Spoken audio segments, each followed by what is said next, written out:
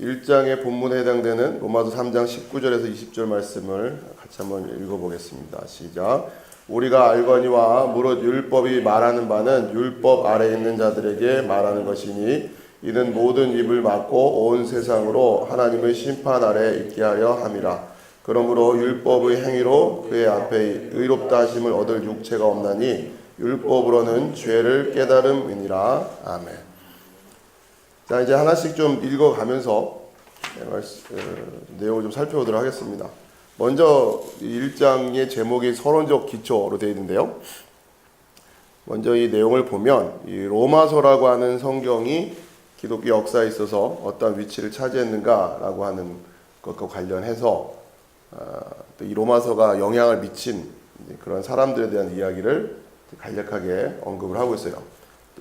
거기 보면 이제 어거스틴 이야기 나오고 또 마틴 루터, 여러분 잘 아시다시피 루터의 종교개혁과 관련해가지고 오직 의인은 믿음으로만 의롭다함을 받는다라고 1장 17절 참된 의미가 깨달아짐으로였습니다. 그러니까 마틴 루터에게도 이 로마서가 종교개혁을 촉발시키는 기회가 됐다고 하는 것이고, 또 우리가 철로 역정으로 잘 알고 있는 존 버니언을 개종시킨 성경도 로마서를, 그리고 감리교 창시자로 알려져 있죠. 요한 웨슬리 목사님도 1738년 5월 24일 저녁 요한 웨슬리의 마음이 이상하게 뜨거워진 것도 어떤 사람이 루터의 로마서 주석 서문을 읽고 읽는 것을 들었기 때문입니다. 로마서 주석의 서문을 읽는데 가슴이 뜨거워졌다고 하는 거예요. 자, 이러면서 이렇게 기독교 역사 안에서 로마서가 차지하고 있는 위치를, 주요한 인물들을 예를 들면서 지금 이야기를 풀어가고 있습니다. 자, 그러면서 이제 본격적인 이야기가 나가는데요. 로마서의 주제는 무엇입니까? 바울은 그것을 1장 16절, 17절에서 아주 명백히 나타내고 있습니다. 그래서 로마서의 주제가 무엇이냐? 주 예수 그리스도 안에서 구원하시는 하나님의 방법에 대한 기쁜 소식입니다. 여러분, 이런 부분들에 대한 표현들을 좀 익히시라고 하는 거예요. 여러분이 개인적으로 이렇게 막연히 설명하려고 애쓰지 마시고 이런 좋은 자료들을 보고서 이 표현들을 자꾸 이렇게 익히십시오. 그래서 로마서의 주제가 뭐냐 물어보면 주 예수 그리스도 안에서 구원하시는 하나님의 방법에 대한 기쁜 소식이다. 자, 그러면서 그 아래쪽에 보면 믿음으로 의롭다함을 얻는 교리에 관해 가장 광범위하게 서술된 진술을 대하게 됩니다. 로마서에서 가장 대표적인 교리가 바로 믿음으로 의롭게 된다고 하는 이 교리. 그러니까 좀 줄여서 우리가 이신칭의 이렇게 이야기하죠. 믿음으로써 의롭다함을 얻는다. 이신칭의. 그럼 이신칭의는 또 뭐냐? 그러면서 거기에 대해서 또 이렇게 정의를 내리고 있습니다. 여러분, 아무튼 본 과정을 통해서는 이러한 작업들을 여러분들이 좀 도움을 많이 받으셨으면 좋겠어요. 평상시에 알고는 있었는데 뭐라고 딱 잡아 설명하기가 좀 애매했던 것들을 이런 시간들을 통해서 그 표현들이라든가 이런 것들을 좀 눈여겨 받으시고 자꾸 반복하면서 여러분 좀 익히시는 시간들이 됐으면 좋겠다는 거예요. 도대체 이신칭의가 뭐냐? 믿음으로 의롭게 된다. 그거는 이신칭이란 말을 그냥 말 그대로 풀어놓은 거고 지금 이제 정의를 내리는데요. 이 교리는 사람들의 구원과 하나님에 대한 화해의 길을 하나님께서 친히 예비하셨다는 것을 우리에게 말해주고 있습니다. 이신칭의를 어떻게 설명할 거냐? 사람들의 구원과 하나님에 대한 화해의 길을 하나님께서 친히 예비하셨다는 것. 여러분, 이런 것들을 보면서 단순히 구원으로만 끝난 게 아니라 뭐가 연결되고 있어요? 하나님에 대한 화해라고 하는 주제가 있단 말이에요. 그냥 이것을 구원이라고 하는 것에 크게 묶어서 설명할 수도 있겠지만 좀 구별을 하고 있는 거죠. 구원과 하나님에 대한 화해의 길을 하나님께서 친히 예비하셨다라고 하는 거예요. 누가? 하나님께서. 이런 내용들을, 이런 용어, 단어 하나하나를 예사로 쓴 게 아니죠. 다시 말하면 하나님께서는 우리의 복된 주님이시요 구세주이신 그의 아들의 행하심을 기초로 해서 복음을 믿는 모든 사람들의 죄를 은혜로 용서하시며 도말하신다는 것입니다. 그러나 그것은 그 점에서만 머물지 않습니다. 그들 신자들은 더욱더 예수 그리스도의 의로 옷 입으며 하나님의 보시기에 옳고 의롭다고 인정을 받는 것입니다. 그것은 소극적일 뿐 아니라 적극적인 것입니다. 우리는 우리에게 전가되고 우리에게 이식된 그리스도의 의로 옷 입었으므로 우리는 하나님의 보기에 연락된 상태에 있는 것입니다. 로마서 5장 19절에서 그 점을 표현하였듯이 우리는 이 거룩하고 의로운 하나님의 존전에서 의로운 백성으로 세움을 받은 것입니다. 지금 이제 이 이신칭의에 대한 나름의 요약을 하고 계시고, 또 이 내용을 여러분이 읽어보면은 구원이라고 하는 것이 무엇인가라고 하는 것을 이렇게 좀 요약해서 설명을 하고 있죠. 자, 그러면서 바로 이신칭의라고 하는 이 교리가 굉장히 중요하다고 합니다. 그리고 이것은 성경에서부터 나온 것이다라는 거예요. 성경에서. 그러니까 어떤 누군가의 생각에서 나온 것이 아니라 이것은 유일하게 성경에서부터 나온 교리다라고 하는 거예요. 그렇기 때문에 이런 이야기를 하는 거예요. 이 교리에 동조하지 않는다는 것은 성경에 동조하지 않는 것과 같다. 자, 그런데 과거 역사 속에서 이 이신칭의라고 하는 교리가 그냥 순탄하게 받아들여진 건 아니란 말이에요. 그 이야기를 또 이제 하는 거예요. 그 아래쪽에 첫 번째 이 이신칭의를 반대하는 주장들이 나오는데 이런 이야기를 하는 거예요. 그거는 이제 성경 자체를 반대하는 입장이랑 똑같다고 볼 수 있다. 성경의 계시성을 인정하지 않는 측면에서는 당연히 반대하겠죠. 성경에 대한 이야기를. 그러면서 이런 표현들도 중간에 보면 그들의 궁극적인 기준은 성경이 아니고 철학이며 계시된 대로가 아닌 하나님과 진리에 대한 인간의 생각인 것입니다. 이런 표현이 나옵니다. 성경의 계시를 받아들이지 않고 거부하는 이유가 무엇이냐? 그들에게 있어서 기준은 성경이 아니고 철학이라는 거예요.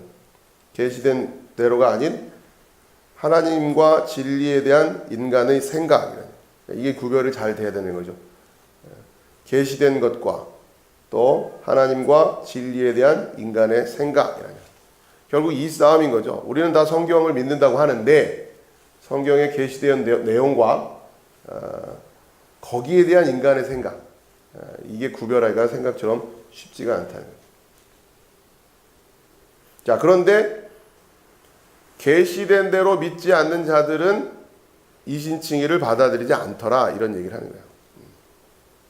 자, 그리고 또 이제 두 번째 반대 유형은 이제 또 다른 반대 의견을 생각해 봐야겠습니다 라고 하는 데서 쭉 나오는데, 이 이야기는 좀 이제 그 배경 지식이 있어야 되는데, 중간에 보면 그 단락, 맨 아래쪽 단락 중간에 역사적 예수의 교훈을 바울 사도의 교훈과 신학과 다르게 구분하여 보았던 때와 같이 그렇게 많이 주장되고 있지는 않습니다. 그들은 말하기를 자기들은 단순한 예수의 복음, 사랑의 복음만을 믿는다며 율법주의자인 바울, 철저한 율법적인 마음을 가진 바울이 나와서 희열에 찬 단순한 복음 위에 율법적인 사상과 견해를 가비한 것은 큰 비극이라는 것입니다.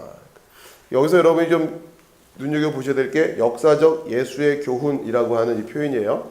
자, 이게 이제 역사적 예수라고 하는 그런 주제를 가지고 한참 이 자유주의적인 또 역사 실증주의적인 그런 입장에서 성경 안에서 역사적으로 예수가 했다라고 말할 수 있는 사건, 역사적으로 예수가 말했다고 할 수 있는 그 내용, 이제 그것만을 이제 추려내려고 하는 거죠. 그러면서 어떤 취지냐면, 여러분들이 보시다시피 복음서와 로마서나 이런 바울 서신서 내용을 보면 분위기가 다르단 말이에요. 무슨 얘기냐면, 로마서 뭐 이런 고린도 전후서 이런 거는 벌써 역사적인 예수의 그 말씀을 사도 바울식으로 그걸 해석해낸 거지 그냥 그 원형이라고 볼 수는 없다 이런 이야기예요. 그러면서 역사적인 예수 운동을 이제 한참 이제 했던 그런 시절이 있었습니다. 이제 대표적인 학자 중에 한 분이 슈바이처 박사예요. 슈바이처 박사. 자, 이제 그러다 보니까 결국 이신칭의 오직 믿음으로 의롭게 된다 이런 말씀 예수님이 안 하셨단 말이에요. 복음서를 뒤져보면은 그런 거보다는 오히려 오른뺨 치며 왼뺨 대라 겉옷달라면 속옷까지 줘라 원수를 사랑해라 뭐 이런 말씀 하셨지 이신칭의 믿음으로 뭐 주여 주여 하는 자마다 이런 것이 오히려 바울이 이야기한 것과 다른 이야기를 한 것 같은 생각이 든단 말이죠. 그렇기 때문에 바울의 가르침으로 우리가 지금 자꾸 얘기할 게 아니고 말 그대로 역사적인 예수가 얘기했던 그거. 그러고서 쭉 들여다보니까 결국 그 안에는 뭐만 있었더라? 사랑이더라. 사랑. 사랑의 실천. 이것이 예수님께서 하셨던 이야기지 사도 바울의 이런 편지 속에서 나오는 그런 복잡한 얘기가 사실은 예수님 그런 얘기 안 하셨다. 그러면서 이런 이제 그 바울 서신과 같은 내용들이 굉장히 비판을 받게 되는 거예요. 그래서 그들은 바울이 기독교 메시지의 진술을 수정하여 다른 것으로 변절시켰다고 주장합니다. 그러니까 이러면서 이제 이신칭이라고 하는 이 신학적인 주장은 그건 바울이 하는 얘기다. 바울이 예수님의 말씀을 오히려 유대교적인 관점에서 재해석한 것이다. 이렇게 지금 이야기하려고 하는 거예요. 자, 그런데 이제 이 로이드 존스 목사님은 그렇지가 않다라는 거죠. 그러면서 여러분이 페이지 수가 같나요, 지금? 그죠? 14페이지죠. 이제 넘기면. 자, 그러면서 이 칭의에 관한 메시지가 성경의 처음부터 끝까지 발견된다라고 해요. 그러니까 비단 바울만 이 이야기를 했던 것이 아니다. 그러면서 바울이 그 근거로 이런 이야기를 한다고 하는 거죠. 세 번째 줄에 이제는 율법 외에 하나님의 한 의가 나타났으니 율법과 선지자들에게 증거를 받은 것이라. 그러니까 이미 구약 성경에서부터 오래전부터 율법과 선지자들에게서 이 증거를 받은 거다. 다른 얘기하고 있는 것이 아니다. 이러면서 성경 전체를 관통하고 있는 진리다. 이렇게 이야기를 한다는 거죠. 자, 그러면서 그 아래쪽에 보면 어거스틴의 말을 인용하고 있어요. 어거스틴이 신약은 구약 속에 감추어 있으며 구약은 신약 속에서 만개되었고 드러났다. 굉장히 유명한 얘기인데 신약은 구약 속에 감춰져 있고 구약은 신약 속에서 만개되어요. 그러니까 구약 안에 신약이 들어있고 구약의 내용은 신약을 통해서 명백하게 드러났다. 이런 거죠. 자, 그러면서 예수님께서 오셔서 이런 말씀도 한다는 거죠. 중간에 보면 인자에 온 것은 잃어버린 자를 찾아 구원하려 함이로다. 이런 표현을 이런 말씀을 하신단 말이에요. 그리고 또 그 아래쪽에 보면 인자가 온 것은 섬김을 받으려 함이 아니라 도리어 섬기려 하고 자기 목숨을 많은 사람의 대속물로 주려 함이니라. 그러니까 지금 구원이라고 하는 이야기 그리고 자기 목숨을 많은 사람의 대속물로 주겠다고 하는 이런 일들을 지금 예수님이 말씀하신다는 거죠. 무슨 얘기냐면 예수님이 오셔서 단순히 서로 사랑해라 라는 가르침만 주시고 간 게 아니란 말이에요. 이 이신칭의라고 하는 이 교리를 일단은 이 로마서 강해를 쭉 진행하기 앞서서 전체적으로 한번 제기될 수 있는 반론에 대해서 한번 이야기를 하고 그리고서 이것은 굉장히 성경 전체에 관통하고 있는 중요한 주제다 이렇게 이야기를 하는 거죠. 자, 그리고 아래쪽 단락에 보면 앞에서라고 하는 단어를 좀 찾으시면 보여요. 앞에서 그 이유를 설명했기 때문에 1장 16절에서 3장 20절까지의 위대한 진술을 자세히 하게 고찰하려 하지 않겠지만 거기서 사도는 우리에게 3장 21절의 이제는 이라는 말과 다음에 연결되는 영광스러운 사실을 위한 토대를 마련하고 있습니다. 여기에 바울이 주장하는 것을 요약하면 다음과 같습니다. 그는 담대하고 확신에 찬 어조로 서두를 꺼냅니다. 내가 복음을 부끄러워하지 아니하노니. 자, 그러면서 지금 사도 바울이 복음에 대한 이야기를 이제 본격적으로 이야기를 이제 시작하려고 한다고 합니다. 자, 사도 바울이 복음을 부끄러워하지 않는 이유가 뭐냐? 중간에 있어요. 왜냐하면 복음에는 하나님의 의가 나타나 믿음으로 믿음에 이르게 하는 하나님 의인은 믿음으로 말미암아 살리라 함과 같기 때문입니다. 성경 전체의 주제는 바로 그것입니다. 그러나 그 점은 특별히 이신칭의의 교리를 길게 서술한 이 대목의 주제입니다. 성경 전체의 주제와 이신칭의라고 하는 주제가 지금 다른 이야기가 아니다라고 합니다. 그러면서 그는 복음을 자랑합니다. 왜냐하면 하나님의 능력이기 때문입니다. 여러분 복음이 뭡니까? 라고 질문한다면 여러분 뭐라고 대답하시겠어요? 우리가 복음이란 말 참 많이 쓰잖아요. 복음이 뭐죠? 라고 물어보면 지금 이거예요. 이제부터 이제 정리를 하죠. 복음이 뭐라고요? 하나님의 능력. 네. 로마서 1장 16절 내가 복음을 부끄러워하지 아니하노니 이 복음은 모든 믿는 자에게 구원을 주시는 하나님의 능력이 됨이라. 여기서 능력이 됨이라 이렇게 되어 있는데 그냥 능력이다 예요. 능력이다. 영어로 말하면 비동사. 능력이 된다 이런 게 아니라 하나님의 능력이다 예요. 원어로 보면. 여러분 이제부터 하나씩 정리를 하십시오. 예.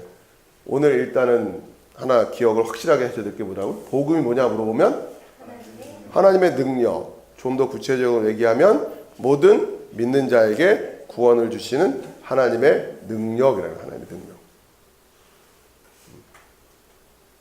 그러니까 잘 기억하세요. 복음이라고 하는 것은 하나님의 능력이래요. 모든 믿는 자에게 뭘 주시는? 구원을 주시는 하나님의 능력. 하나씩 하나씩 정리를. 지금 오늘날 우리 소위 말하는 크리스찬들에게 있어서 굉장히 취약한 부분이 이런 거죠. 지금 용어를 정확하게 하나씩 좀 정의하면서 성경적인 용어들을 하나씩 정리하면서 거기에서 출발하면서 우리가 지식을 쌓아나가지 않는단 말이에요. 막연히 아는 거는 같은데, 그렇죠? 막연히 아는 것 같은데 설명하라 그러면 복음이 뭐예요? 그러면 다 다른 얘기를 할 수밖에 없단 말이에요. 이걸 이제 하나씩 하나님의 능력.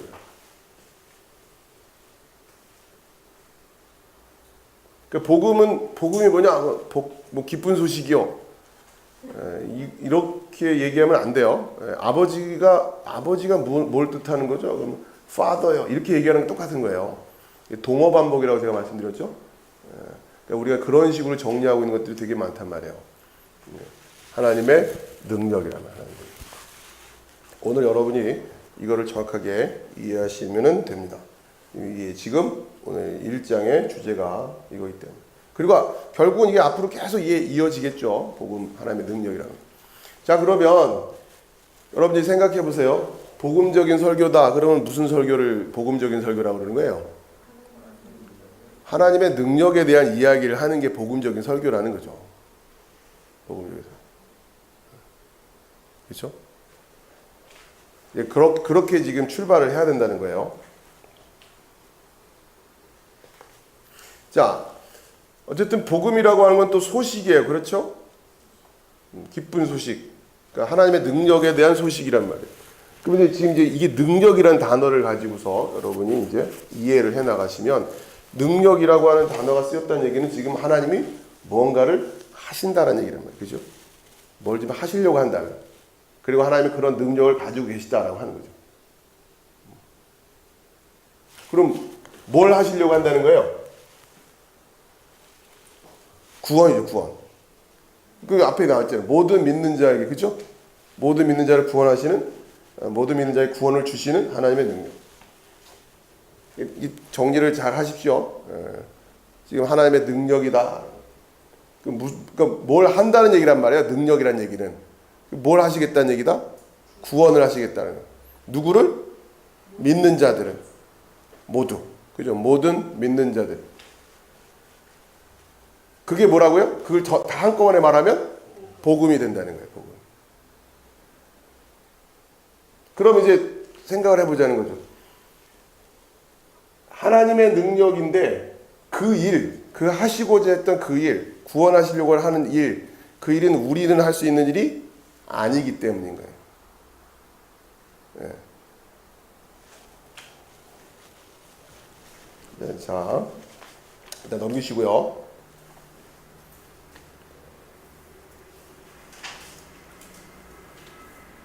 복음은 하나님의 능력이다라고 하는 거예요. 여러분 머릿속에 잘 각인하시고,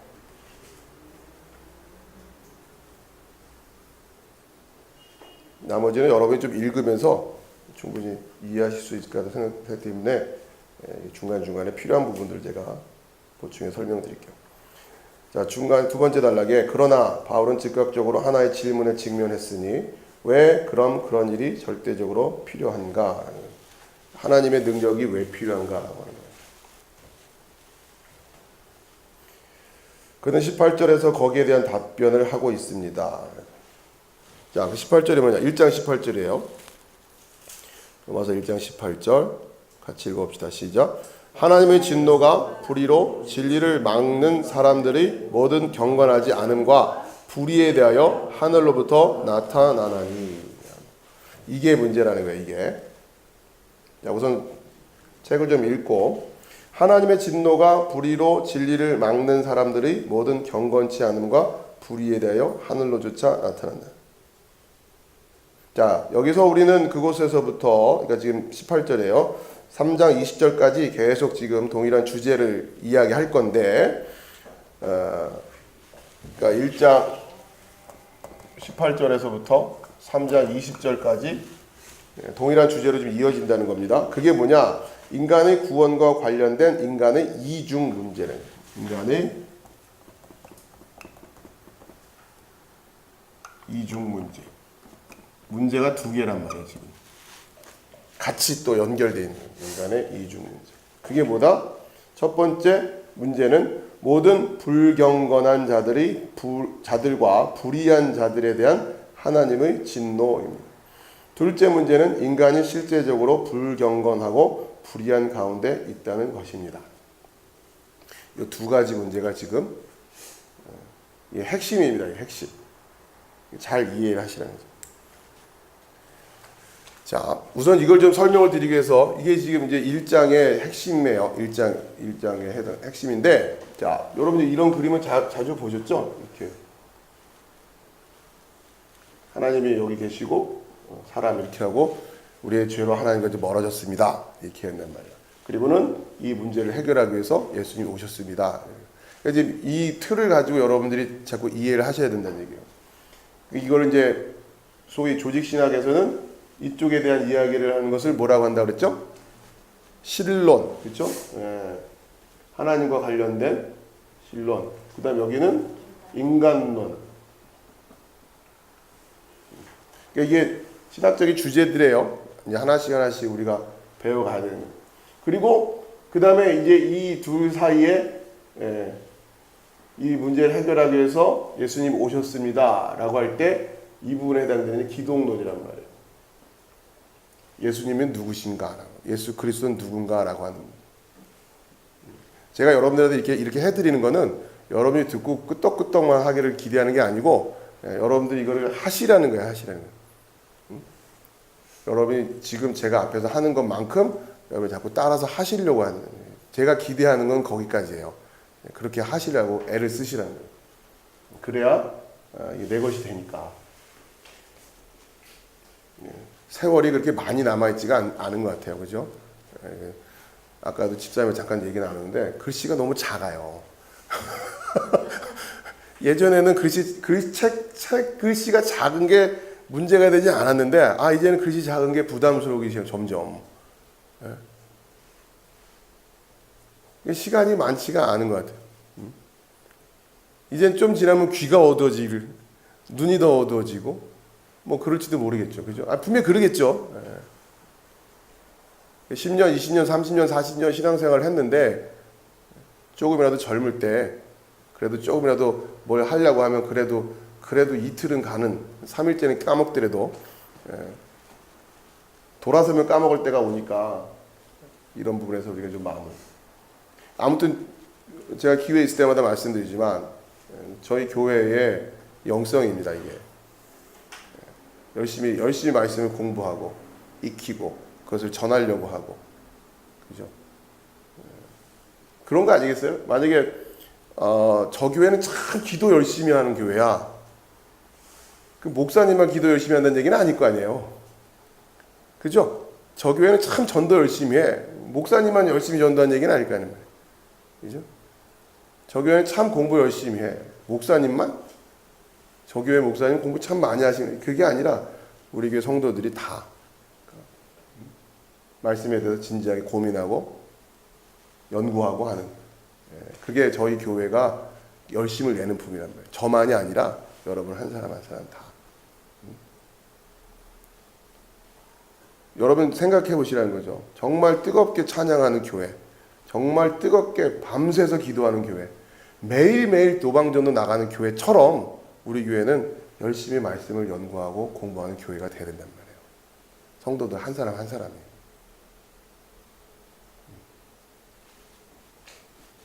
자, 이게 기독론. 그리고 이제 그러니까 여러분이 체계적으로 좀 이해하시라고 이렇게 그려드리는 거예요. 그리고 이제 이 기독론이 올바로 서야 그 다음에 구원의 다리가 이제 구체적으로 만들어질 수가 있는 거죠. 여기에 이제 구원론이에요. 이 주제들이에요. 이 그림을 가지고 여러분 이제 조직신학적인 주제들이 뭐가 있는가. 물론 이 안에 굉장히 세부적인 것들이 많이 있죠. 자, 여기 안에는 이제 구원론 안에는 흔히들 이제 성령론까지 포함시키기도 하고 뭐 많이 이제 들어가고 그 다음에 이제 이거 별도로는 교회론이 이어지고 또 성령론도 또 교회론은 또 포함돼요. 그 다음에 마지막 남은 것이 종말론.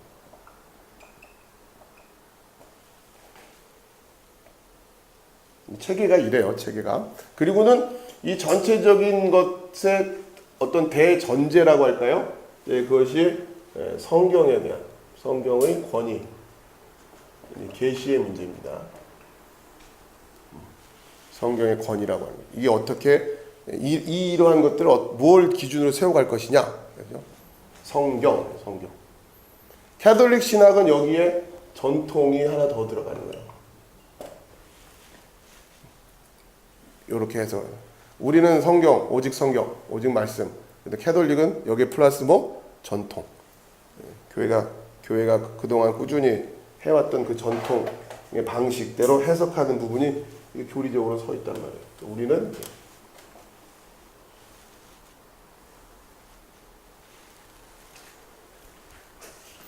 자, 그런데 지금 문제가 뭐냐? 자, 우선 요 인간론에 대한 것만 조금만 보충해서 얘기하면,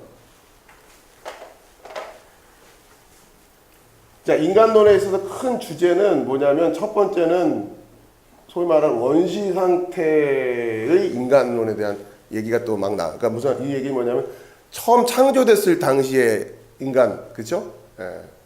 에덴 동산에서의 그 인간. 두 번째는 죄의 상태, 범죄함으로 죄의 상태에 있는 인간에 대한 인간론이 있어요. 세 번째는 은혜 언약이라고 하는데 은혜 언약 아래에 있는 인간.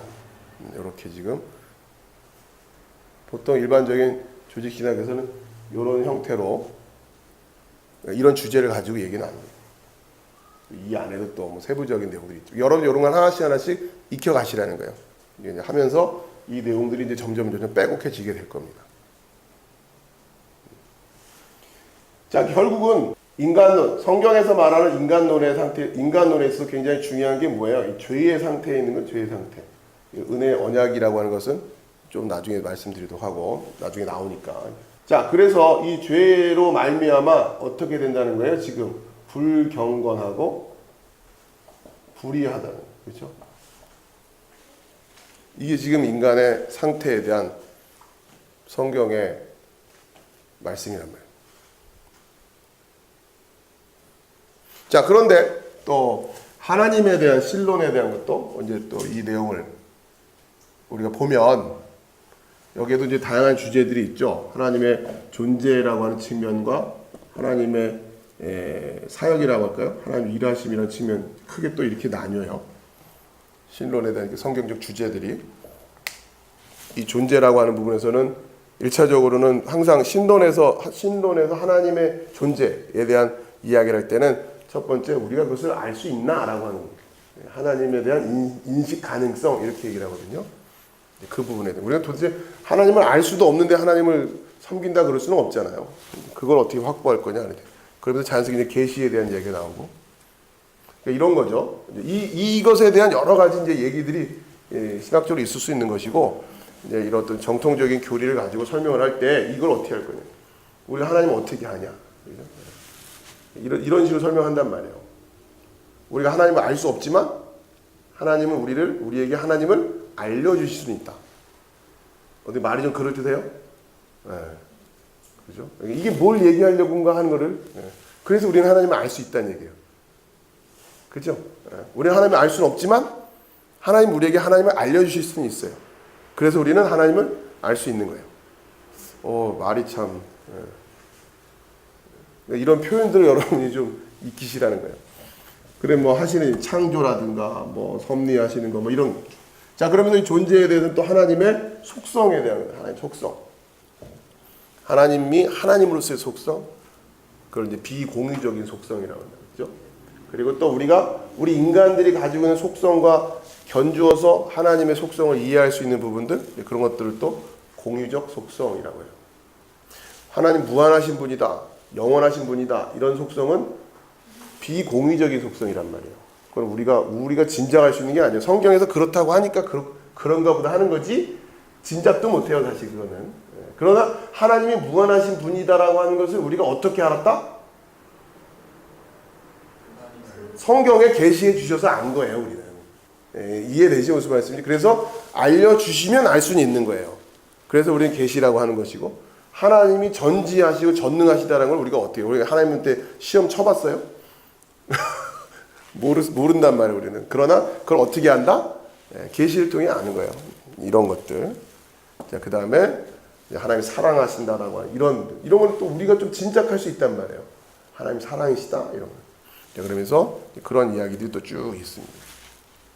자, 관련해서 오늘 주제와 관련해서는 하나님의 속성 여긴 지금 불경건과 불인데 하나님은 어떻게 하신다고요? 진노하신다고 진노. 뭐에 대해서? 불경건과 불의에 대해서 진노하시는 분이라는 거죠. 하나님은 그냥 다 사랑해 주시는 분 아닌가요? 아니란 말이에요. 지금 이거. 로마서는 지금 이 이야기를 하고 있는 거죠.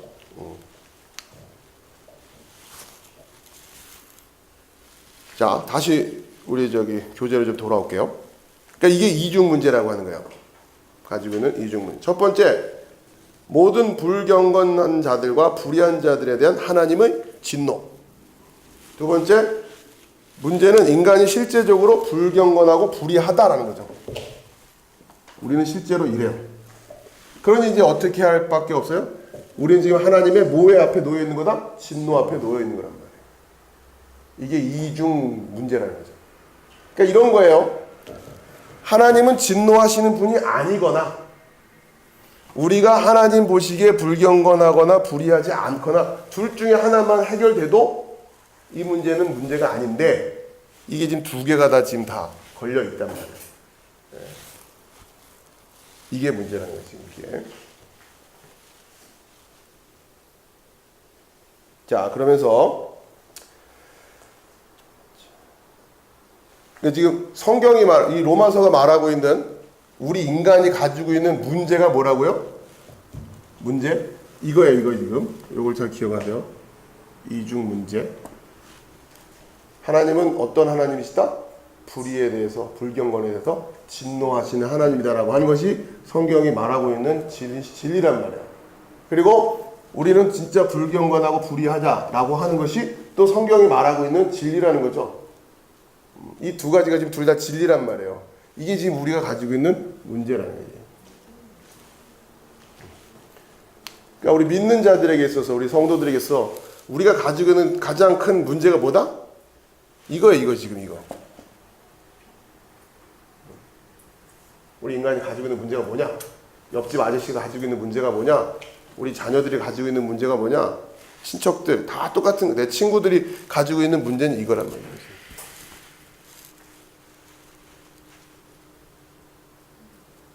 이거예요, 이거. 자, 16페이지 아래쪽. 들리는 바에 의하면 큰 문제는 인간, 특히 사회 속의 인간 문제라는 것입니다. 또한 오늘날 커다란 요구는 사람과 사람 사이의 화해의 문제이며 이것은 교회가 담당해야 한다고 합니다. 그러니까 지금 성경이 말하고 있는 문제는 이 간격이거든요. 지금 이 간격. 이 벌어졌기 때문에 이게 벌어져서 우리가 진노의 대상이 된 건데 지금 들리는 바에 의하면 요즘 이런 소리들 한다는 얘기죠. 뭐예요? 문제는 하나님도 신경 안 쓰니까 하나님도 없고 그러니까 여기만 지금 신경. 문제는 인간들 사이가 지금 벌어져 있는 거가 문제다. 이걸 얘기한다는 거죠. 인종의 문제, 이념의 문제, 정치 문제로 갈기갈기 찢어졌으며 나눠졌습니다. 세계는 여러 장막, 철의 장막, 주계 장막, 이 시대가 아직은 소련이 붕괴되기 전이기 때문에 또 다른 장막들로 나뉘어졌으며 크게 요구되는 것은 인간 사이의 화해라는 것입니다. 그런데 그것이 교회가 담당해야 할 커다란 임무라는 것입니다. 교회는 그들이 그것을 시작하고 끝맺는 곳이라는 것입니다. 어떤 일은 인간의 위대한 요구는 은혜스러운 이웃을 발견하는 것이며 이것은 우리 앞에 놓인 일이라고 요약하며 말했습니다. 그러니까 지금 뭐만 지금 보고 있는 거예요? 여기만 보고 있는 거죠, 여기만. 문제는 여기다는 거예요, 여기. 서로 나뉘어져 있다는 거. 이 간격을 어떻게 막 메꿀 것이냐? 여기에 필요한 것은 뭐다? 사랑이라는 사랑. 사랑과 화해, 협력, 그죠?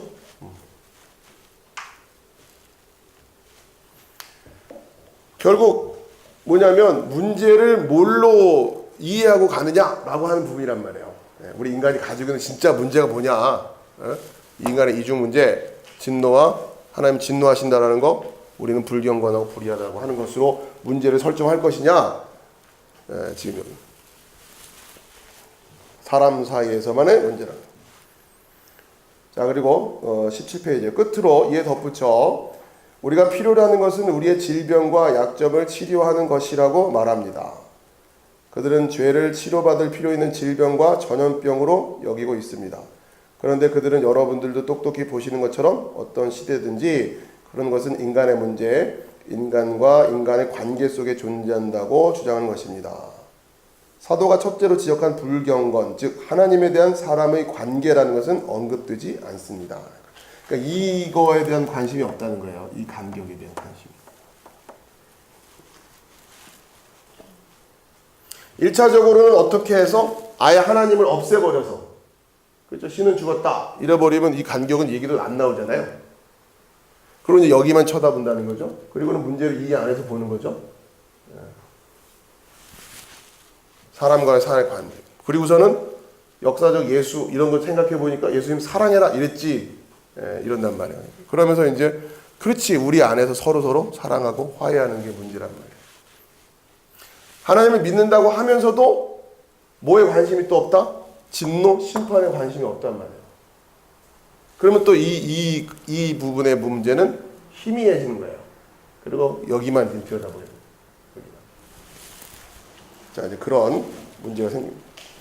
자, 결국 마지막 때에 미혹이라고 하는 거짓의 영, 미혹하는 영은 이 성경의 진리를 무너뜨리려고 할 거란 말이에요. 하나님이 없다라고 한다는 거. 이 성경이 말하고 인간론에 해당되는 죄의 상태에 대한 것을 무시해버리고 우리가 얼마든지 개선해서 노력해서 문제를 해결할 수 있다. 근데 그 문제는 또 뭐다? 우리끼리 사랑하고 화해하는 거. 이거 할만하잖아요, 이거는. 그죠? 그냥 인정하고 받아들이면 되는 건데 못할 게 뭐 있어? 이건 할 수 있을 것 같단 말이에요. 근데 이 이야기를 하는 순간 이 진노하는 하나님의 문제 어떻게 해결할래? 그러면 이제 얘기가 복잡해지니까 하나님 없애버리고 아니면 이걸 아예 신경을 안 쓰고 그런 겁니다. 자, 그러면서 어떤 사례를 하나 들고 있는데요. 중간부터 보면은 정말 저는 여러분의 신학에 흥미가 없습니다. 제가 알고 싶어하는 바는 어떻게 하면 내 이웃을 사랑할 수 있을까 하는 것입니다. 그 점이 바로 제가 여러분들로부터 알고 싶어하는 점입니다. 우리는 여러분들의 위대한 신학에 관심이 없으며 그러니까 이런 거 관심 없는 거예요. 이런 거 골치 아프고 복잡하고 뭐 인간론, 신론 뭐 그냥 사랑만 하면 되는 거 아닌가. 일반인들은 어떻게 하면 나의 이웃을 사랑할 수 있을까를 알고 싶어하는 것입니다.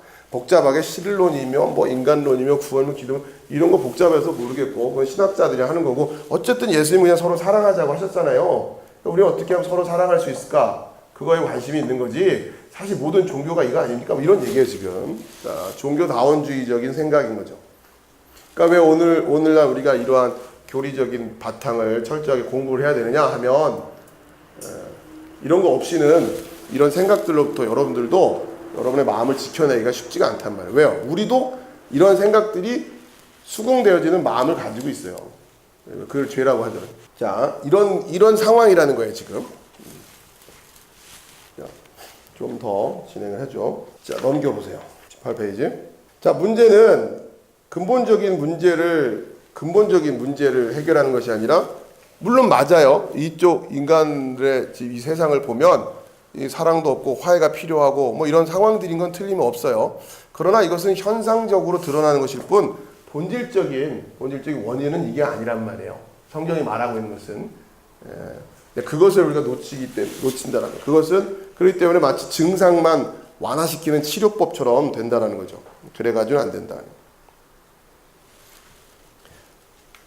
자, 그러면서 지금 로이드 존스 목사님이 중간에 그 말씀이 있죠. 첫째는 내 마음을 다하고 목숨을 다하고 뜻을 다하고 힘을 다하여 주 너의 하나님을 사랑하라 하신 것이라고 대답하셨던 것입니다. 둘째로는 내 이웃을 내 몸과 같이 사랑하라 하셨습니다. 참으로 하나님을 첫째로 사랑하기 전에는 어느 누구도 그의 이웃을 자기 몸처럼 사랑하지 못합니다. 이제 먼저 하나님 사랑, 그 다음에 이웃 사랑이어야 된다는 거죠. 이게 이제 전통적인 이 말씀에 대한 이해예요. 하나님을 사랑하고 그리고 이웃을 사랑해야 된다라고 하는 거고, 저는 이제 이 부분에 대해서 여러분 아시다시피 이웃 사랑이라고 하는 것도 결국 하나님 사랑이라고 그렇게 해석을 하는 거죠. 그러니까 이제 오해할 수가 있단 말이에요. 하나님 사랑과 이웃 사랑을 두 가지로 보기 시작하면은 하나님 사랑하는 거나, 그러니까 하나님을 사랑하는 것과 이웃 사랑하는 것이 같은 맥락으로 놓여지게 되고, 하나님을 사랑하는 것처럼 이웃을 사랑하면 된다 이렇게 생각한단 말이에요. 내가 이웃을 열심히 사랑하는 게 하나님 사랑하는 거랑 똑같은 거지 뭐 이렇게 생각한단 말이죠.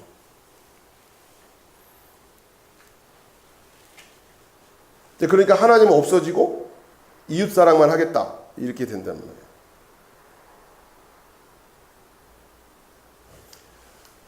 자, 이제 그 부분에 대한 것은 제가 이제 여러분에게 자세하게 말씀드렸으니까 여러분 잘 이해하실 거라 생각되고,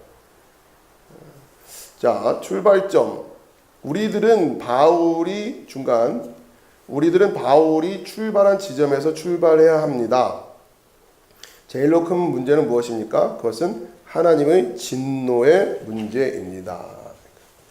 여기서부터 출발해야 된다는 거예요. 하나님 진노에서. 복음 전도자는 결코 주 예수 그리스도를 먼저 말하지 않고 하나님부터 말하기 시작하는 것입니다. 예수님부터 말하는 게 아니라 하나님부터 말해야 된다는 거예요. 왜요? 하나님의 진노를 말하기 위해서. 복음 전도는 하나님과 하나님의 진노를 떠나서는 아무런 의미가 없는 것입니다. 그 외 어떤 다른 곳에서는 어떤 의미나 뜻이 없는 것입니다. 우리는 사람들을 예수에게 오라고 초대할 때 예수를 하나의 친구로서나 육신을 치료하는 자로나 한 조각의 평안을 주는 자로 소개해서는 안 됩니다. 그는 구세주이십니다.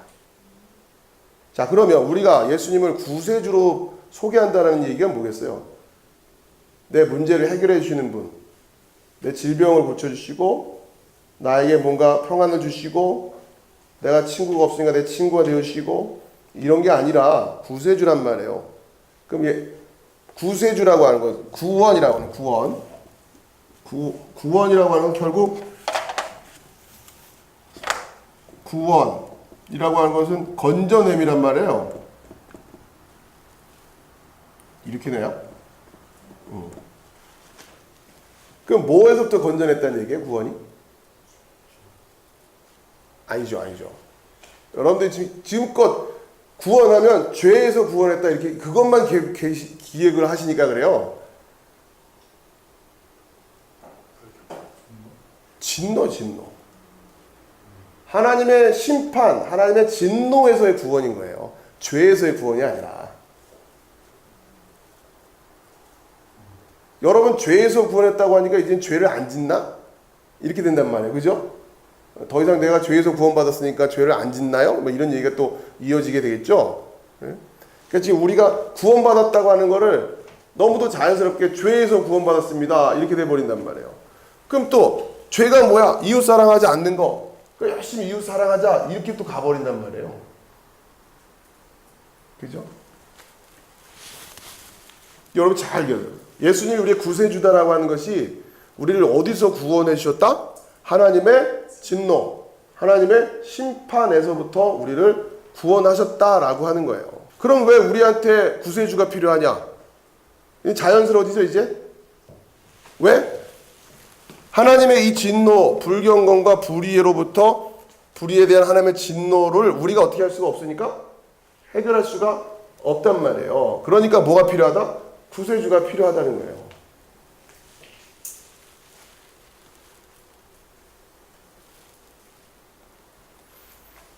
즉, 저 하나님의 진노, 하나님의 심판으로부터 우리를 구원해 주시는 그 능력이 누구에게 있다?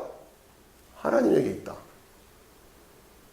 이제 이해되세요? 하나님이, 그러니까 복음은 하나님의 능력이다. 그 뭐에서부터 구원해 주는 능력?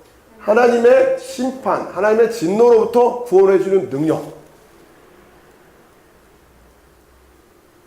아시겠죠? 예수 그리스도를 구세주로 영접하시겠습니까? 라고 하는 것을 단순히 당신은 죄짓죠? 거짓말하죠? 뭐하죠? 이런 차원으로만 이해하지 마시고 이 관계를 여러분이 이해하시고 이걸 설명해 줘야 되는 거예요. 이거를 전도를 해야 되는 거예요. 물론 이거를 그쪽에서 인정 안 할 수도 있겠죠. 우리는 불경건하지도 않다라고 주장할 거고, 뭐 하나님 무슨 뭐 진노를 하시겠습니까? 아무튼 이제 그거는 나중에 우리가 이 말씀을 이어가면서 그런 태도들에 대한 거는 이제 우리가 맞닥뜨리게 될 거란 말이에요.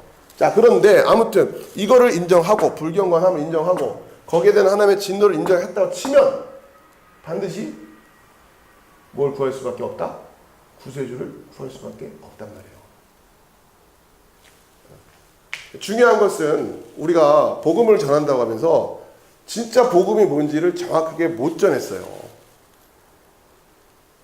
그리고 그들이 복음에 대한, 그러니까 복음을 제대로 듣지 못했기 때문에, 그러니까 물론 복음을 듣는다고 해서 다 복음을 받아들이는 게 아닌 건 여러분 아시겠지만, 복음을 전했을 때 여러분들이 지금 이 사람이 지금 어디에서 지금 진리를 못 받아들이고 있구나라고 하는 게 이제 드러나는 거죠.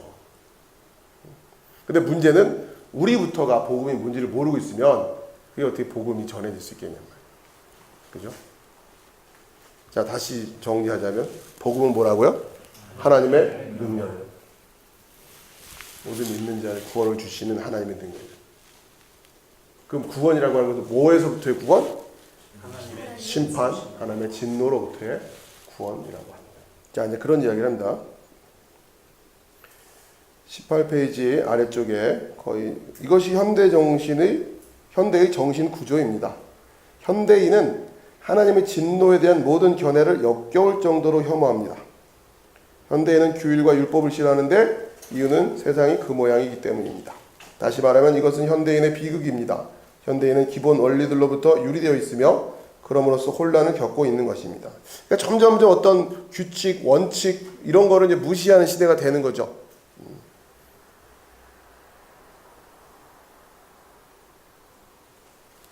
성경은 분명히 뭘 이야기하고 있어요? 하나님의 심판을 얘기하고 있단 말이에요. 하나님의 심판을. 이게 무슨 얘기냐면 성경은 마지막에 무조건 심판이래요. 이렇게 어떻게 하면 하나님 심판을 안 하실 수도 있어라는 말은 없어요. 하나님 무조건 심판하시기로 결정되어 있단 말이에요. 지금 성경을 보면. 그러니까 하는 거 보니까 심판 없었던 걸 해야겠네가 아니라 심판은 무조건 있는 거예요. 문제는 그 심판을 우리가 어떻게 준비되어 있냐는 거죠. 그 심판으로부터 우리가 구원받을 준비가 되어 있냐라고 하는 거예요.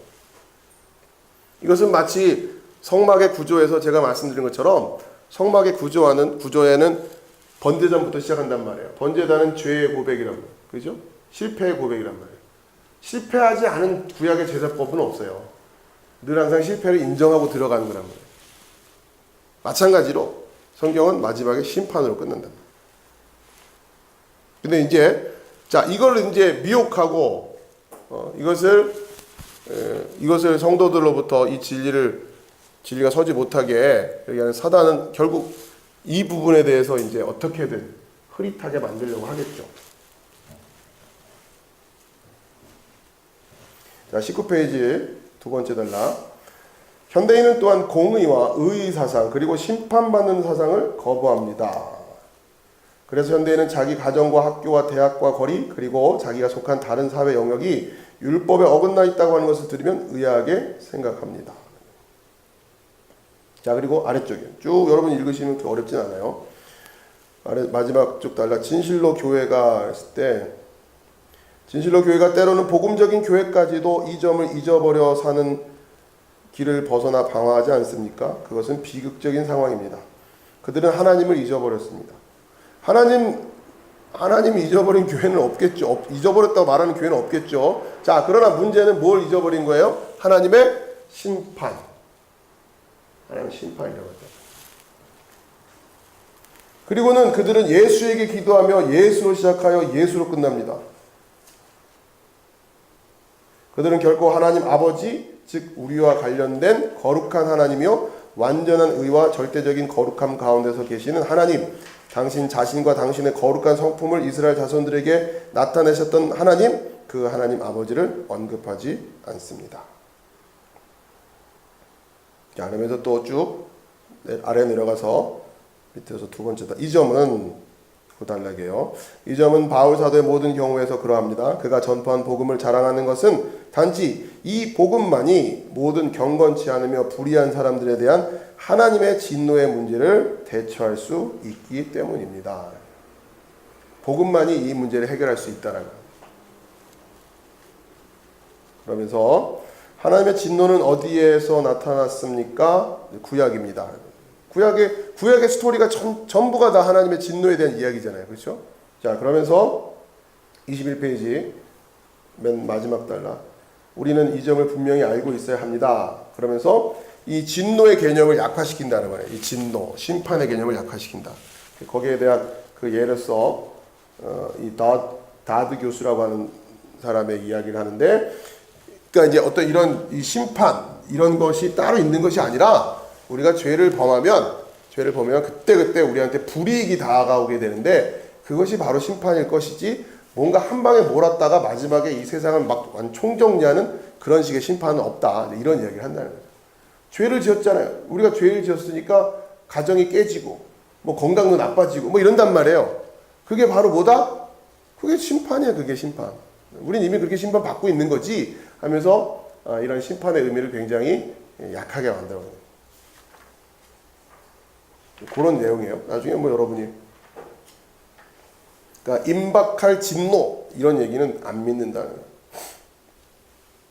자, 그러면서 22페이지에 계속 이거를 지금 하나님께서 진노하신다라고 하는, 진노하시는 하나님이다라고 하는 거, 불의와 불경건은 결코 그냥 놔두지 않는다라고 하는 거, 그걸 지금 사도 바울이 로마서에서 계속 이야기하고 있다라는 그 얘기입니다. 지금 22페이지 주로 얘기가. 그러면서 대표적인 게 뭐예요? 1장 어디 보자. 1장 24절, 로마서 1장 24절에 그러므로 하나님께서 그들의 마음의 정욕대로 더러움에 내버려 두사 그들의 몸을 서로 욕되게 하셨으니 하면서 쭉 뒤에 이제 나오는 현상들, 이게 바로 하나님께서 진노하고 계시다는 그 이야기를 하는 겁니다. 자, 그러면서 23페이지 그러면서 이제 그 22페이지예요. 이제 내어버려 두사라는 표현이 이 진노와 관련해서 로마서에서 나오는 표현 중에 이 내어버려 두사 1장 24절 그러므로 하나님께서 그들을 마음의 정욕대로 더러움에 내버려 두사. 또 26절에 이 때문에 하나님께서 그들을 부끄러운 욕심에 내버려 두셨으니. 또 28절에서도 또한 그들이 마음에 하나님 두기를 싫어하며 하나님께서 그들을 그 상실한 마음대로 내버려 두사. 이게 가장 큰 하나님의 진노와 심판이라는 거예요. 그냥 냅둔다는 거예요. 굉장히 역설적이죠. 하고 대로 마음대로 할 수 있다고 여기고 있는 그게 지금 하나님이 그렇게 내버려 두신 거예요. 자, 이제 그 단어가 좀 중요하고요. 자, 23페이지로 넘어가서 다시 이제 중간 그 점이 오늘날 야기되고 있는 상황입니다. 세상의 도덕적 상태에 대한 설명이 단지 이것입니다. 지금 이제 로마서 이제 그 1장 24절 이하에 그냥 내버려 두셔서 모든 불의, 추악, 탐욕, 악의가 가득한 자요, 시기, 살인, 분쟁, 사기, 악독이 가득한 자요, 수군수군하는 자, 비방하는 자요. 아무튼 이런 온갖 것들이 지금 이 세상의 도덕적 상태를 성경이 설명하고 있다는 거예요. 100년 이상을 인류는 그의 명철과 현악 속에서 하나님을 등져왔으며 그것은 불경건의 죄목에 속한 것입니다. 하나님을 믿노라 하는 사람들까지도 성경을 통해 자신을 계시하신 하나님을 믿지 않는 것입니다. 성경에 분명히 심판하신다고 하고 진노하신다고 했는데 그러면 사랑의 하나님이 어딨어? 사랑의 하나님은 그런 건 아닐 거 아니야. 구약의 하나님이다 그렇지 신약은 안 그럴 것 같은데 이러면서 다 뭐 한다고요? 계시된 대로 믿지 않고 자기 생각을 가지고 믿더라는 거죠. 그러면서 그들은 그들 자신의 좁은 소견을 따라 그들 나름의 한 신을 구상하였던 것입니다. 이 제가 말씀드린 거죠. 여호와 이름 뭐 하지 말라고? 망령되이 일컫지 말라고. 그런 하나님을 자기들이 만들어놨단 말이에요. 성경 읽다가 이 부분은 이건 이해가 안 되는데 이건 좀 이상한데 그러면서 계속 심판한다고 하는데도 하나님 세상을 이처럼 사랑하셨다는데 이러면서 또 넘어가고 그러면서 자기들이 만들어놓은 하나님을 믿고 있다는 거예요. 근데 어떻게 하신다고 하나님이? 내버려 둔다는 거예요. 그래서 마지막 줄이에요. 23페이지 마지막. 하나님께서는 사람을 이 부패한 심령대로 놔두시는데 그것은 벽에다 머리를 부딪히게 하여 자신의 어리석음을 깨닫게 하고 그렇게 함으로써 겸손해지도록 하기 위함입니다. 제가 이미 강조하였지만 다시 한번 강조할 것은 불경건과 불의의 순서, 불경건이 불의보다 앞선다는 것입니다.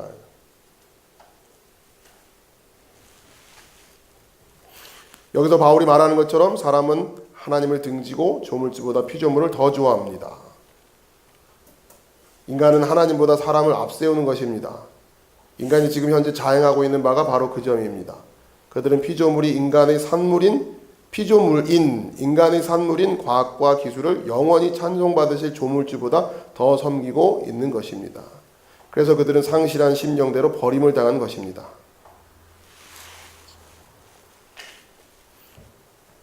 자, 그러면서 지금 이제 문제를 이제 조금씩 더 이제 진술해 나가는데 먼저 바울은 이방인들이 먼저 실패한 내용들을 쭉 언급한다는 겁니다. 자, 그러면서 이방인들이 실패한 내용들 중간에 보면 그들 가운데 선한 사람들도 있었습니다. 어떤 헬라 철학자들은 사상을 증명하고 그들의 가르침으로 인간성을 고양하기 위해 노력하고 있었던 것입니다. 그래서 어떤 사람은 말하기를 그것에 대해서 하나님의 진노가 분명히 임하지 않지요. 그러니까 지금 그런 착한 사람들도 있었던 것 같은데 그 사람들한테는 하나님의 진노가 안 임할 것 같은데요. 그에 대한 답변은 그것이 끝내 하나님에 대한 복종과 순종의 자리에 이르게 할 것이 아닌 이상 하나님의 진노는 그것에 대해 임한다는 것입니다. 그렇죠. 우리가 봤을 때는 우리의 눈으로 봤을 때는 참 괜찮은 사람이고 훌륭한 사람으로 보일지는 모르겠지만 우리는 알 수 없지만 그가 그 하나님의 그 하나님에 대한 복종과 순종의 자리로까지 나가지 못했다면 그도 진노를 피하지는 못했을 것이다. 그렇게 얘기하는 거죠. 자, 다음 페이지요. 25페이지 첫 번째. 그 사람이 얼마나 인정이 많은 사람이냐는 것은 문제가 되지 않습니다. 만약 그가 하나님께 돌아오는 의미에서 회개하지 않거나 자기의 배반함과 죄악과 어리석음을 깨닫지 않으면 그것은 쓸데없는 것이며 전혀 고려 대상에 들어가지 않을 것입니다. 그것은 하나님의 선하심과 인자하심을 알기 위해 자신을 인도하도록 맡기는 대신 자기 자신의 목적을 위해 그것을 이용하고 있는 것입니다. 결국 자기 의로 쌓이고 있을 뿐이라고 하는 거죠. 자, 그 아래쪽 단락에 좀 후반부에 그러므로 좀 찾아보세요. 그러므로 저희가 핑계치 못할지니라. 그러므로 사람이 얼마나 많이 사회적인 개혁을 단행했든지 간에 또는 얼마나 많이 불의와 악한 것들을 완화시켰든지 간에 그 모든 것이 하나님을 떠난 그의 어리석음을 회개케 하거나 깨닫게 하지 못한다면 하나님 보시기에 전혀 무익한 것입니다. 이어서 이제 유대인들에 대한 이야기를 합니다. 유대인들도 실패했다는 거예요. 여러분 이 내용은 잘 아실 테니까 유대인들이 실패했던 이유가 뭐다? 율법에 대해서 잘못 이해하고 있었다고 하는 거죠. 그래서 거기에 대해서 쭉 논증을 합니다. 이 부분은 여러분 그렇게 어렵지는 않으실 거예요.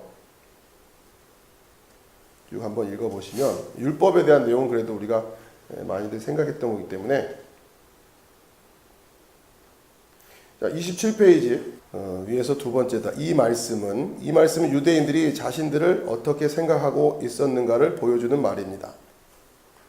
어떻게 생각했냐면 그 위쪽에 보면 2장 17절에서 중간에 보라 유대인이라 칭하는 내가 율법을 의지하며 하나님을 자랑하며 율법의 교훈을 받아 하나님의 뜻을 알고 지극히 선한 것을 좋게 여기며 내가 율법에 있는 지식과 진리의 규모를 가진 자로서 소경의 길을 인도하는 자요 어둠에 있는 자의 빛이요 어리석은 자의 혼도요 어린아이의 선생이라 스스로 믿으니 이 정도면 훌륭한 것 같지 않아요? 이렇게만 자 이것에 대해서 지금 얘기를 하는 거예요. 유대인들은 스스로를 이렇게 평가하고 있다. 그러면서 그것은 또한 비기독교인 중 자기들의 도덕성을 의지하는 오늘날의 모든 사람들의 입장입니다. 스스로 도덕적이라고 생각하는 사람들이 이 정도 하고 있다. 이 정도면 훌륭하다고 볼 수 있지 않을까? 그것은 그들이 스스로를 무엇이라 말하는가에 대한 정확한 표현입니다. 중요한 것은 그들은 그리스도와 그의 보혈의 필요성을 느끼지 않습니다. 자, 이 무슨 얘기냐면, 그러니까 복음은 하나님의 능력인데 어떻게 구원하는 능력이 된단 말이에요. 구원하는 능력. 자, 그러면서 오늘의 본문은 아니지만 로마서 안에 또 중요한 게 이 구원하시는 능력인데, 이 앞쪽에 보면 뭐라고 그랬어요? 이 로마서의 주제는 예수 그리스도 안에서 구원하시는 하나님의 방법이라고 했단 말이에요. 그렇죠? 그러니까 이 능력이 어떠한 방법으로 할 때 우리가 확인해야 될 게 로마서 3장 21절. 그러니까 이 능력과 관계된 거예요. 하나님의 그 복음의 하나님의 능력과 관계된 구원하신 능력. 이제는 율법 외에 하나님의 한 의가 나타났으니 율법과 선지자들에게 증거를 받은 것이라. 곧 예수 그리스도를 믿음으로 말미암아 모든 믿는 자에게 미치는 하나님의 의니 차별이 없느니라. 모든 사람이 죄를 범하였으며 하나님의 영광에 이르지 못하더니 그리스도 예수 안에 있는 속량으로 말미암아 하나님의 은혜로 값없이 의롭다 하심을 얻은 자가 되었느니라. 이 예수를 하나님이 그의 피로써 믿음으로 말미암는 화목제물로 세우셨으니 이는 하나님께서 길이 참으시는 중에 전에 지은 죄를 간과하심으로 자기의 의로우심을 나타내려 하심이니 곧 이때에 자기의 의로우심을 나타내사 자기도 의로우시며 또한 예수를 믿는 자를 의롭다 하려 하심이라. 아멘. 그러니까 지금 여기에 불경건과 불의의 문제를 뭐로 바꿔야 되는 거예요? 의로, 그렇죠? 네. 의로 바꿔야 지금 이 진노를 피할 수 있다라는 거 아니에요? 그것을 어떻게 해서 예수 그리스도의 십자가로 지금 그렇게 하셨다라고 하는 거죠, 지금. 네. 그러니까 결국 이 진노와 이 불경건과 불의의 이 이중 문제를 정확히 이해하고 있고 나중에 나오겠지만 앞에서 나왔지만 이 율법의 문제, 율법을 가지고는 이거를 의로 갈 수가 없다고 하는 것을 정확하게 깨달았다고 하면 반드시 뭘 구할 수밖에 없다? 하나님의 능력을 구할 수밖에 없고, 그렇죠? 그 능력에 대한 기쁜 소식으로 뭐의 귀가 번쩍? 복음의 귀가 번쩍 뜨일 수밖에 없다고 하는 거죠. 그러면 반드시 예수 그리스도의 십자가를 인정하지 않을 수가 없다고 하는 거예요. 근데 그걸 안 믿는다는 얘기는, 그걸 정확히 이해를 못한다는 얘기는 이게 지금 얘기가 정확하게 되어 있지 않다고 하는 겁니다. 자, 왜 그렇습니까? 이어갈게요. 이 십자가의 필요성을 느끼지 않는다는. 왜냐하면 그들은 말하기를 자기들은 모든 선을 행하고 있으며 다른 사람들이 그렇게 되도록 하게 할 수 있으며 또한 그렇게 되도록 애쓰고 있다고 하는 것입니다. 이들은 착한 사람들이며 고상한 사람들이며 다른 사람을 가르치는 선생들입니다. 그러니까 지금 이 문제에 있어서 1차적으로 하나님의 진노에 대한 개념을 흐릿하게 만들어요. 자, 그리고 또 이 안에서는 어떻게 해요? 이거를 해결할 수 있다고 하는 거죠. 우리 스스로, 인간 스스로. 따라서 뭘 필요로 하지 않는다? 십자가를 필요로 하지 않는다. 유대인들이 그랬다는 거죠. 유대인들이. 그러니까 이런 거예요. 예수 그리스도의 십자가가 아니라 손 치더라도 뭔가 하나님의 능력을 구할 수밖에 없다라는 거예요. 지금. 이걸 정확히 알았다면. 그리고 그들에게 주어진 그 복음이 거절되지 않았을 거라는 거예요. 근데 할 수 있다고 생각하니까 저렇게 생각해요.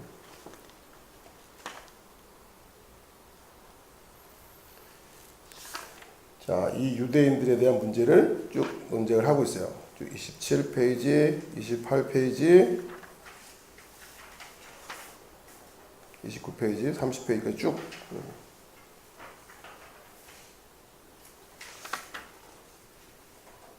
나머지는 여러분이 읽어보시는데 그렇게 어렵지는 않을 겁니다. 자, 그럼 여러분이 좀 지금 이제 오늘 좀 기억을 하셔야 될 게 뭐냐면 29페이지 아래쪽에 그는, 그러니까 마지막 단락 쪽에 아래쪽이에요. 그는 2장 14절에서 이미 말하기를 율법 없는 이방인이 본성으로 율법의 일을 행할 때는 이 사람은 율법이 없어도 자기가 자기에게 율법이 되라니 이런 일들은 그 양심이 증거가 되어 그 생각들이 서로 혹은 송사하며 혹은 변명하며 그 마음에 새긴 율법의 행위를 나타내느니라. 이렇게 되어 있는데 뭔 얘기냐면 여러분들이 지금 로마서에서 율법과 양심이라고 하는 것을 거의 지금 동의어로 쓰고 있다라고 하는 것을 생각하시면 돼요. 율법이라고 하는 것과 양심이라고 하는 것을 거의 동의어. 그러니까 유대인들에게는 율법이고 이방인들한테는 양심이란 말이에요. 거의 동의어로 쓰이고 있다는 거예요. 그러니까 이런 거죠. 우린 율법만 잘 지키면 되지 않을까? 이방인들 입장에서는 우린 양심대로만 살면 되는 거 아니야? 이렇게 된다는 거예요. 근데 그게 아니다라고 바울이 논증을 하고 있다고 하는 거죠. 그러니까 지금 여러분 이걸 같이,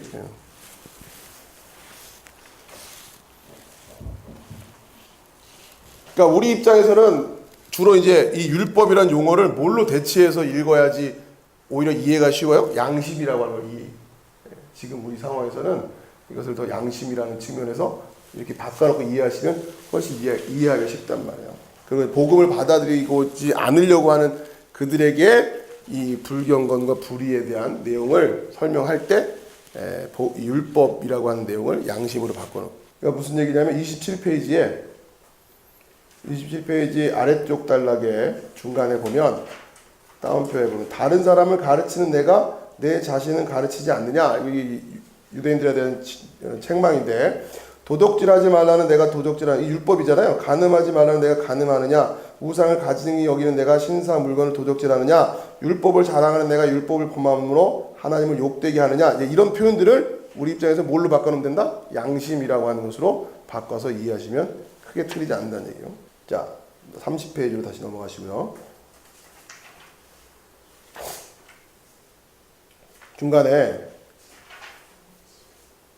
중간쯤에 보면은 우리가 알거니와 무릇 율법이 말하는 바는 율법 아래에 있는 자들에게 말하는 것이니 이는 모든 입을 막고 온 입으로 온 세상으로 하나님의 심판 아래 있게 하려니라. 그러므로 율법의 행위로 그의 앞에 의롭다 하심을 얻을 육체가 없나니 율법으로는 죄를 깨달음이니라. 그러니까 이걸 또 어떻게 바꿔놓고 이해하라고요? 양심으로는 죄를 깨달으니라. 이렇게 여러분이 이해하시면서 해결해 나가시라는 거예요. 그러니까 유대인들에게 지금 그 얘기하는 거잖아요. 율법을 가지고 있다라는 것으로 하나님 이 문제 해결되는 거 아니다라고 하는 것처럼 양심이 있다고 하는 것으로 이게 해결되는 게 아니다라고 여러분 그렇게 이해하시면 된다는 거예요. 율법대로 해야지 되는 거 아니에요. 양심대로 그렇게 해야 되는 거 아니에요. 그렇죠? 율법 다 지키다가 하나만 안 지켜도 안 된다. 똑같죠? 내 양심껏 평생 살다가 한 번만 양심이 어긋나도 안 된다는 거예요. 그렇게 여러분이 논리적으로 이해하시면 됩니다. 자, 그 다음에 넘기시고 32페이지. 다른 말로 하면 결론은 다음과 같습니다. 모든 곤란한 문제는 율법의 기능과 목적에 관한 잘못된 개념 때문에 일어난 것입니다. 왜 하나님께서 전에 이 율법을 주셨습니까? 그 아래쪽 첫 번째 답변은 우리를 구원하기 위해서 율법을 주신 것이 결코 아니라는 것입니다. 율법에 대한 오해. 율법은 우리를 구원하기 위해서 율법을 주신 것이 아니다.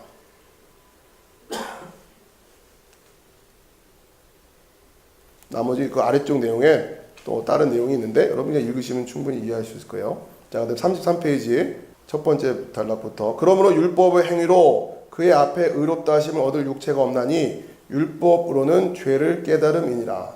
모세를 통해 율법을 주신 이유는 우리에게 죄에 대한 지식을 주기 위함인 것입니다. 죄에서 구원하기 위해서가 아니라 죄의 가공할 성격에 대해 알게 하기 위함인 것입니다. 자, 그러면서 우리의 상태가 어떻다? 죄의 상태. 여기 2번 아까 죄의 상태라고. 자, 이게 어느 정도로 지독스러운 거냐면 쭉 아래쪽에 거기서부터 내려오셔가지고 율법이 죄냐? 찾으시면 7장 5절에서 그런즉 우리가 무슨 말 하리요? 율법이 죄냐? 7장 5절에서 율법의 주요 목적이 그로 하여금 죄를 더욱 많게 하려는 것이라고 말해 오고 있었습니다. 우리가 육신에 있을 때에는 율법으로 말미암은 죄의 정욕이 이것이 의미하는 바는 율법에 의해서 죄에 대한 정욕이 일어났다는 것. 우리 지체 중에서 역사하여 우리로 사망을 위하여 열매를 맺게 하였더니 바울은 말하기를 좀 어려운데 이 부분만 정확히 이해하시면 돼요. 우리는 그런 무서운 상태에 있다는 것이며 죄를 짓지 않도록 경고하는 바로 그 율법이 우리로 하여금 더 많이 죄짓게 한다는 것입니다. 우리는 그만큼 이게 죄의 상태에 있다고 하는 것이 지금 이토록 절망적이라고 하는 거예요. 죄를 깨닫고 죄 짓지 말라고 준 율법으로 말미암아 더 죄를 짓더라는 거죠. 그 얘기입니다. 지금 로마서에서 하는 이야기가 그런 이야기다라고 지금 그렇게 해석하고 있는 거예요. 자, 그 이유가 뭐냐? 그게 이제 이 앞에 보시면 탐심이라는 거예요. 탐심. 탐심이 그렇게 하더라고요. 탐심. 자, 넘기시고요. 34페이지. 중간에 사람 안에 있는 죄가 어느 정도 깊은고 하니 찾으시면 좋겠어요. 사람 안에 있는 죄가 어느 정도 깊은고 하니 사람에게 도움을 주어야 할 하나님의 율법마저도 그를 더욱 악하게 만들어 그로 인하여 죄 짓도록 충동질하며 결국 율법을 죽음의 방편으로 변하게 할 정도로 깊다는 것입니다. 율법이 행한 만큼 죄에 넘치는 악성을 보여주는 것은 아무것도 없습니다. 그러니까 율법만큼 죄가 이렇게 지독스럽다라고 하는 것을 보여주는 게 없다는 얘기예요. 사람이 자기의 본성이 어리석고 비열하다는 것을 아는 것은 율법의 참된 의미를 알았을 때뿐입니다. 율법의 참된 의미를 아는 순간 우리는 죄의 상태를 깨닫게 된다라고 합니다. 자, 그 다음에 아래쪽에 중간쯤에 율법은 결코 사람을 구원하기 위해 준 것이 아니고 다만 구세주에게로 사람을 데려다주는 몽학 선생으로서 주어진 것이다. 예전에 몽학 선생, 요즘은 초등교사라는 말로 바뀌었어요. 뭐냐면 이 몽학 선생이라고 하는 거예요. 뭐냐면 아이들을 학교까지 그러니까 옛날에 그런 그 노예가 있었다는 거죠. 예, 학교까지 가는데 이렇게 데려다주고 또 데려오고 하는 그런 역할을 하는. 선생은 따로 있는 거죠. 가면은 그 선생한테 배우는 거고, 학교 가는데 바래다주고 또 나올 때 데려오고 하는. 그러니까 율법의 기능은 뭐다? 우리를 그렇게 구세주에게로 인도하는 그 역할은. 자, 그 아래쪽에 보면 사람이 율법과 그것의 영적인 내용을 이해하기만 한다면 그는 율법을 지킬 수 없다는 것을 알게 되는 것입니다.